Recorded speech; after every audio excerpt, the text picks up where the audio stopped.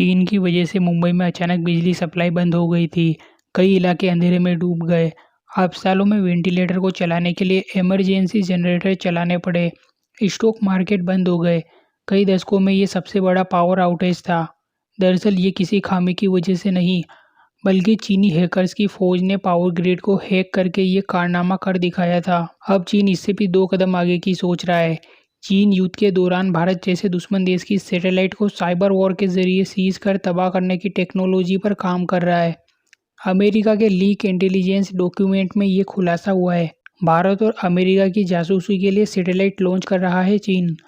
America के leak intelligence document के मुताबिक अमेरिका के रक्षा अधिकारियों ने ये बताया है कि चीन को मिलिट्री स्पेस टेक्नोलॉजी डेवलप करने में काफ़ी सफलता मिल चुकी है। इसमें सैटेलाइट कम्युनिकेशन भी शामिल है। चीन आक्रामक तरीके से स्पेस क्षमताओं को बढ़ा रहा है। चीन anti satellite missile, electronic jammer, laser और टेक्नोलॉजी को विकसित कर रहा है, जो किसी दुश्मन देश की सैटेलाइट को मार सकता है। उन्होंने बताया है कि चीन का सपना 2045 तक स्पेस में सबसे बड़ी शक्ति बनने का है। चीन की मिलिट्री अब 347 सैटेलाइट को लॉन्च कर चुकी है। इनमें 35 सैटेलाइट पिछले 6 महीनों में लॉन्च की गई है। चीन की सेना का लक्ष्य इन सभी सैटेलाइट के जरिए अमेरिका और भारत समेत अपने सभी दुश्मन देशों की सेनाओं पर निगरानी रखना है। चीन ने एंटी सैटेलाइट रोबोटिक डिवाइस भी बना ली है। ये डिवाइस एक्टिव सैटेलाइट की नोजल को बंद करके उसे पूरी तरह बर्बाद कर सकती है। इसकी मदद से चीन दुश्मन देश की सैटेलाइट को अपने कब्जे में भी कर सकता है। चीन सरकार अपनी साइबर एक्टिविटी के जरिए लगातार दुश्मन देशों के health care, financial service, defence, industrial base, energy, government facilities और क्रिटिकल मैन्युफैक्चरिंग को निशाना बना रही है। CISA ने चीन की साइबर एक्टिविटी को लेकर एडवाइजरी भी जारी की है। इसमें बताया गया है कि चीन कोरोना पर काम कर रहे हेल्थ केयर, फार्मास्यूटिकल और रिसर्च सेक्टर के संवेदनशील डेटा चुराने की कोशिश में लगा था। US office of the director of nation intelligence 2021 की एनुअल थ्रेट असेसमेंट के मुताबिक चीन की ओर से सफल और प्रभावी जासूसी हमला का खतरा बना हुआ है। चीन ऐसे हमले की प्रभावी क्षमता रखता है जो उसके दुश्मन देशों के खिलाफ बड़ा खतरा बना हुआ है। चीन में 1990 में पहली बार साइबर वॉरफेयर पर रिसर्च शुरू हुई। चीन में साइबर वॉरफेयर की एकेडमिक चर्चा साल 1990 में शुरू हुई। उस समय इसे इंफॉर्मेशन वॉरफेयर कहा जाता था।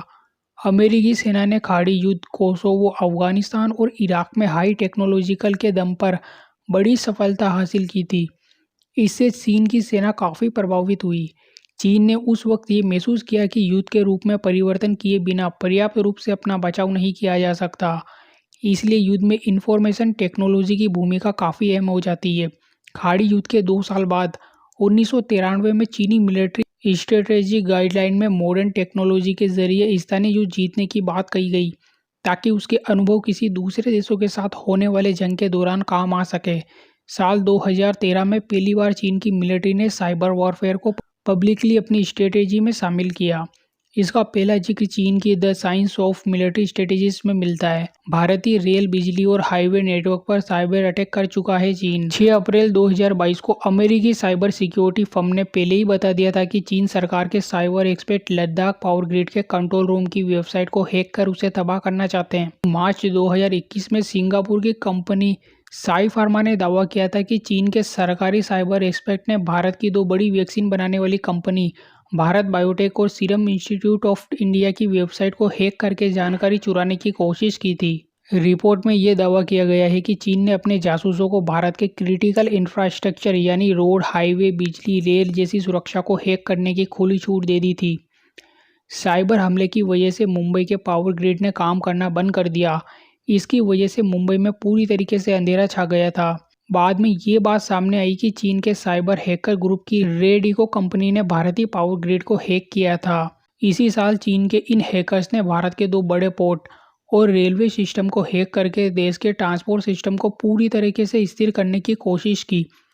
न्यूयॉर्क टाइम्स में छपी एक रिपोर्ट में दावा किया गया है कि चीनी हैकर्स की फौज ने अक्टूबर 2020 में मात्र 5 दिनों के अंदर भारत का पावर ग्रिड, IT कंपनी और बैंकिंग सेक्टर पर 40,300 बार साइबर अटैक का प्रयास किया।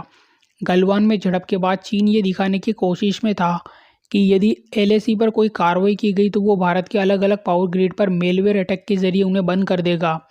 चीन का सामना करने के लिए भारत कितना तैयार है?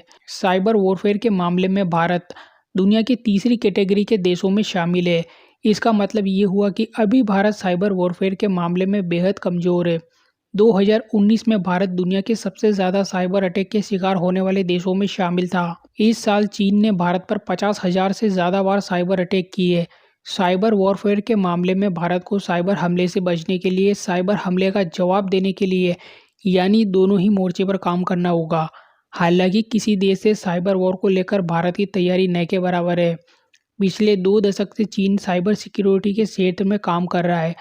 भारत ने इस क्षेत्र में अभी काम करना सही से शुरू भी नहीं किया। साइबर वॉरफेयर में कौन देश कितना मजबूत है, ये 3 बातों पर निर्भर करता है। फर्स्ट, देश का डिजिटल इकोनॉमिक सिस्टम कितना सेफ है। सेकंड, देश की इंटेलिजेंस और सिक्योरिटी सिस्टम कितना मजबूत है।